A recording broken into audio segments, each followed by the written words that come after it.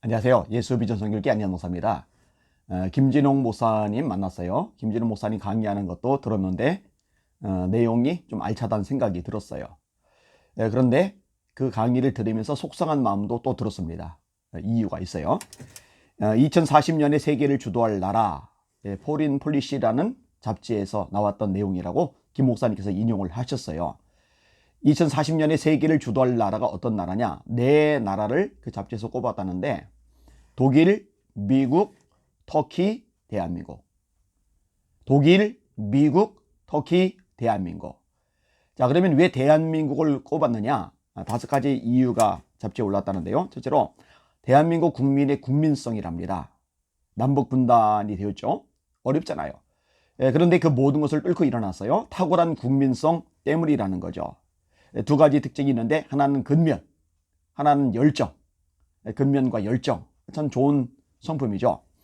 2번째로 한국인들의 교육열, 대한민국 국민들의 교육열은 상상을 초월할 정도죠. 대한민국 교육에 대해서 전 미국 대통령이었던 오바마도 여러 차례 인용을 할 정도이기도 했었고요. 3번째로 기술이라는 거죠. 예를 들어 원자력 같은 거 세계에서 안전도 1위라죠. 사고 난 적이 단 한 번도 없었죠. 원자력 발전소 기술이요, 원자탄 만드는 것보다 위급이라고 하시네요.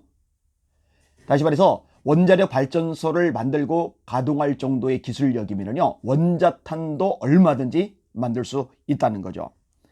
1조에 1년 정도 시간이 투입이 되면 원자탄 10개 정도는 금방 만들 수 있다, 이렇게까지 얘기를 하시더라고요. 4번째로 해외 동포를 우리가 많이 가지고 있잖아요. 700만 명의 네트워크. 이거 강점이기는 합니다. 엄청난 강점이죠.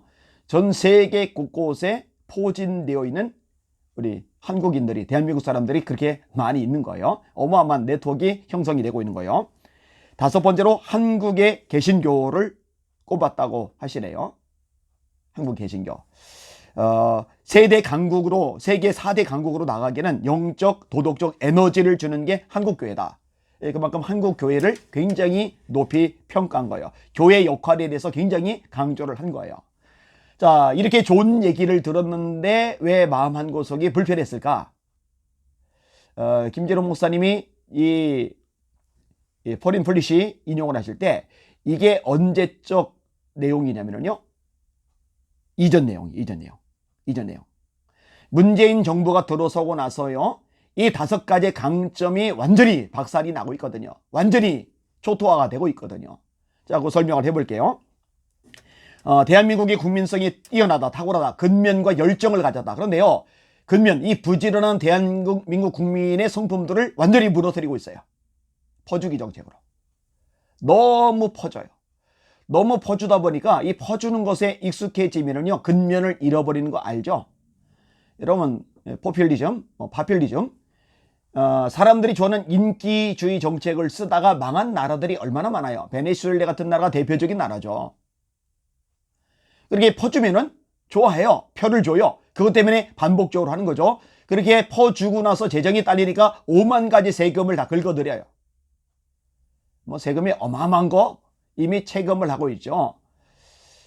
문재인 대통령을 지지하던 사람들 중에 상당수가 등을 돌렸어요. 등을 돌린 사람들 중에 어떤 사람이느냐, 이 경제적으로 세금 문제 때문에 타격을 많이 받은 거예요. 당연히 돌아설 수밖에 없는 거죠. 하여튼 근면한 이 국민성을 문재인 정부가 완전히 망가뜨려 버렸어요. 자, 그 다음에 한국인들의 교육열, 이 대한민국의 교육 시스템 완전히 박살낸 게 문재인 정부죠. 여러분, 전교조가요, 아이들 실력을 키워주는데 전력을 다하는 게 아니라, 아이들 인성을 다듬어주는데 전력을 다하는 게 아니라 정치 도구화 시키잖아요. 정치 사상을 주의시키잖아요. 그렇게 영향을 받은 아이들이 유권자가 되면은 자기를 쪽으로 유리하게 표를 행사할 수가 있으니까 그렇게 활용하는 거예요. 여러분, 불법 집단이던 전교조를 문재인 정부 들어서 합법 집단 만들어버렸죠. 더 이상 공교육을 의지할 수 없게 만들어버린 거예요. 게다가 하향 평준화를 시켜버렸잖아요. 실력 있는 사람은 실력 있는 아이들끼리 모여서 거기서 경쟁하면서 더 탁월한 실력으로 무장해서 그들이 수많은 국민을 먹여 살릴 수 있는 인재로 커가야 되는데 전체적인 수준을 떨어뜨려 버리는 거예요. 교육도 초토화 돼버렸어요. 기술도 마찬가지죠. 세 번째 급한 부분. 자, 아까 원자력 얘기를 했는데 월성 원전 폐지시킨 것 문재인 정부죠. 탈원전 선언한 것 문재인 정부잖아요. 그러니까 세계적으로 최고의 기술을 가지고 있는데 이 기술을 완전히 무너뜨려 버린 거예요. 그럼 우리가 원자력 발전을 안 하면은 뭐 환경에서 자유로워져요? 아니죠. 원자력 발전 엉망진창 만들어 놓고는 뭐 친환경 에너지 정책 쓴다고 태양광 사업 버렸죠. 그래서 자기 세력 지지하는 사람들 중에 돈 몰아주잖아요. 그럼 태양광이 그만큼의 전기를 생산해냅니까? 못하죠. 그리고 사는 산대로 황폐화시키죠. 그리고 이 태양광 처리하는데 역시 오염물질이 많이 나와서 문제가 발생을 하죠. 그리고 기술 가진 이 기업들 자꾸 해외로 몰아내잖아요. 더 이상 대한민국에서 이 기술 가지고 돈 벌 수 있는 구조가 되지 못하도록 만들어 가잖아요. 완전히 대한민국을 망가뜨리고 있어요. 자, 네 번째가 해외 동포들 700만 명의 네트워크라고 돼 있는데 이거는 뭐 그대로 있으니 통과시키려고 하다가 아니더라고요. 이것도 걱정되더라고요. 이 문재인 정부는요, 이간질 정책, 분열 정책을 너무너무 잘 써요. 집주인과 세입자를 갈라놔 버렸어요. 기업인과 고용인들을 갈라놔 버렸어요. 지역으로 갈라놔 버렸어요. 이념으로 정치 성향으로 갈라놔 버렸어요. 심지어 의사와 간호사도 갈라놓더라고요. 전부 다 갈라놓아서 분열, 갈등, 증오, 미움이 이 대한민국에 꽉 차게 만들어 놨는데 해외 동포와 이 국내에 사는 사람들도 갈라치기 할 가능성이 높은 정부가 문재인 정부라 이것도 불안해지더라고요. 자, 다섯 번째로 한국의 개신교를 꼽았다고 그랬어요. 세계 4대 강국으로 나가기에는 도덕적, 영적 에너지를 제공해 준다는 거죠. 이렇게 한국교회를 높이 평가하는데 이렇게 세계적으로 높이 평가하는 한국교회를 완전히 박살내는 게 문재인 정부예요. 교회들마다 얼마나 탄압을 심하게 합니까?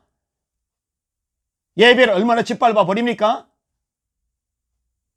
이 교회 폐쇄하는 법안까지 만들어 가잖아요. 이런데도 제대로 반응하지 못하는 교계 안타깝죠. 정부 앞에 쩔쩔매는 교계 속상하죠.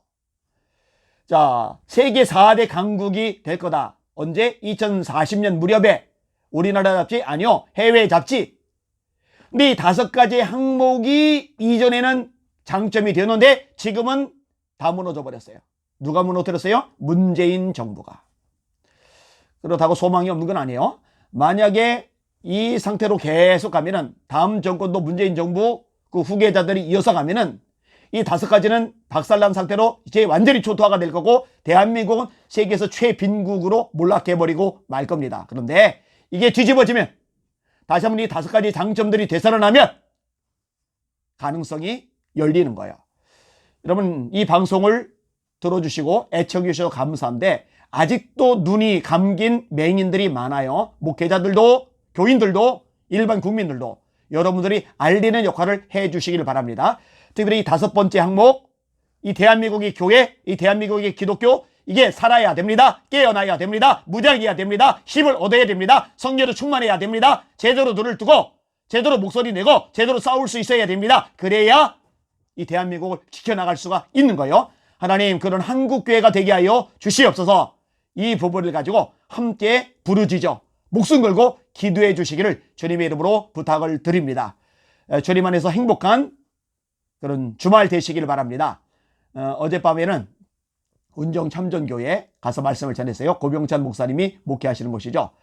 밤마다 새벽마다 아주 뜨겁게 졸곡을 놓고 기도를 하는데 그 열정에 감동을 했어요. 하나님 고 목사님과 운정참전교회를 사용해 주시고 성령의 불이 주님 재림하시는 그날까지 끊어지지 않는 능력의 교회가 되게 하여 주시옵소서. 이 기도도 해 주셨으면 좋겠습니다. 예수의 이름으로 승리합시다. 할렐루야.